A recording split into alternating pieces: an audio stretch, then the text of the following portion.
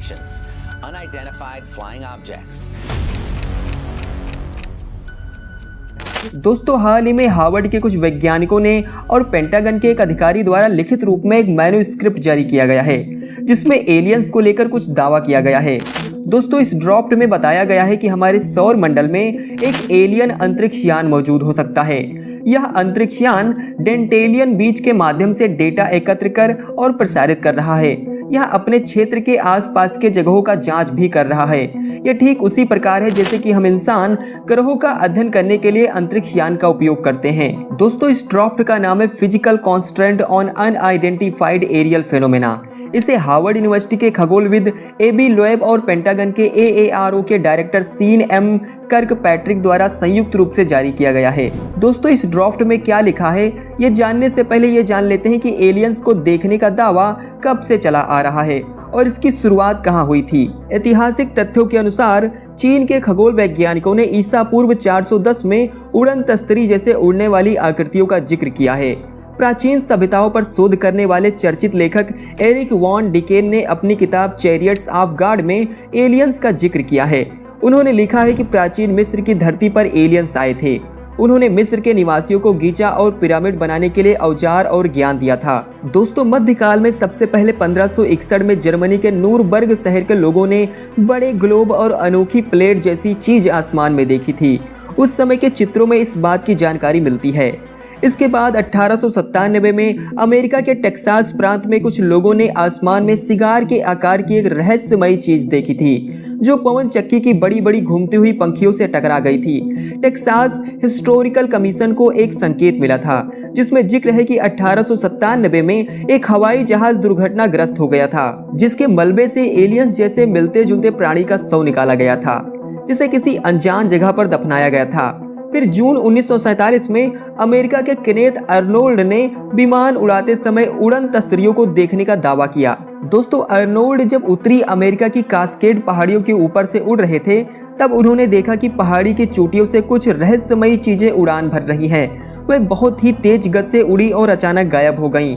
आधुनिक विश्व में उड़न तस्तरी देखने की यह पहली घटना मानी जाती है। दोस्तों, अमेरिकी मीडिया ने 2017 में एक बड़ा खुलासा किया था, जिसके मुताबिक अमेरिकी रक्षा मुख्यालय पेंटागन ने एलियंस और UFO की सत्यता का पता लगाने के लिए एक गुप्त रिसर्च प्रोजेक्ट शुरू किया था। यह प्रोजेक्ट 2007 से 2012 तक चला। इस पर कुल $20 मिलियन यानी कि करीब 1 अरब 28 करोड़ रुपए खर्च किए गए थे। इस प्रोजेक्ट की जानकारी अमेरिकी राष्ट्रपति समेत कुछ चुनिंदा लोगों तक ही सीमित थी। 5 साल के बाद इस प्रोजेक्ट को बंद कर दिया गया, लेकिन अब ये बात सामने आई है कि यह प्रोजेक्ट बंद नहीं हुआ है, बल्कि इसे नए स्वरूप में अब भी जारी रखा गया है। नेवी इंटेलिजेंस की मदद से इस नई परियोजना का संचालन किया जा रहा है।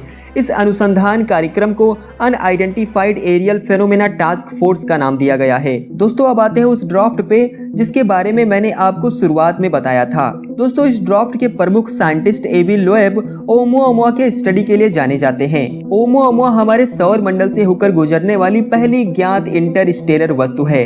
इसे पहले एक धूमकेतु समझा गया था, लेकिन एबी लोएब ने अपने अध्ययन में पाया कि यह कुछ और नहीं बल्कि एक एलियन स्पेसशिप है। एक इंटरस्टेलर उल्कापिंड के पृथ्वी से टकराने के बाद से उन्हें इसके जांच के लिए प्रेरित किया गया था, जिसे IM-2 के रूप में जाना जाता है।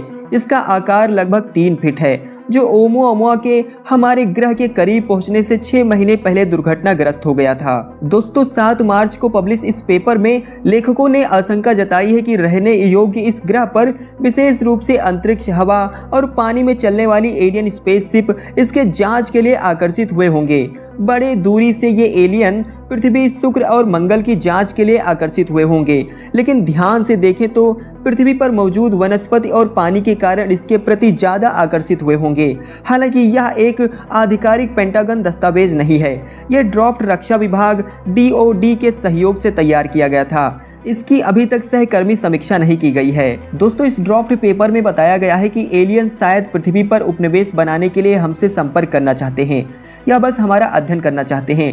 लेखकों का कहना है कि उनके यात्रा का मुख्य उद्देश्य क्या हो सकता है। वास्तविक हिंसापूर्ण बीजों के अध्ययन के बाद ही उसे भेजने वाले के ब्लूप्रिंट्स का पता लगाया जा सकता है। इन निष्कर्षों के बावजूद पेंटागन ने हाल ही में US हवाई क्षेत्र पर अज्ञात वस्तुओं का अध्ययन करने में नए सिरे से रुचि दिखाई है। पिछले वर्ष में एरियल एनोमली रिसर्च ऑफिस की स्थापना के बाद से कार्यालय ने यूएस सैन्य कर्मियों द्वारा रिपोर्ट की गई यूएस मुठभेड़ों में 360 से अधिक नई जांच शुरू की है। उनमें से लगभग आधे के लिए स्पष्टीकरण गुब्बारे या गुब्बारे जैसे जीव हैं, जबकि शेष आधे में निश्चित रूप से हल करने के लिए पर्याप्त जानकारी का अभाव है। दोस्तों, अब देखने वाली बात यह होगी कि क्या भविष्य में एलियंस हमसे कांटेक्ट करते हैं या नहीं। अगर सच में एलियंस हैं तो वो कहाँ हैं? ये सारे सवाल अभी भी बने हुए हैं, जिसका जवाब अभी भी ढूंढना बाकी है। उम्मीद है आपको वीडियो में बताई गई जानकारी इंफॉर्मेटिव लगी होगी। आप हमें कमेंट बॉक्स में अपना ओपिनियन जरूर बताएं, और अगर आपने अभी तक हमारे चैनल को सब्सक्राइब नहीं किया है तो सब्सक्राइब द स्टडी स्पोर्ट 1।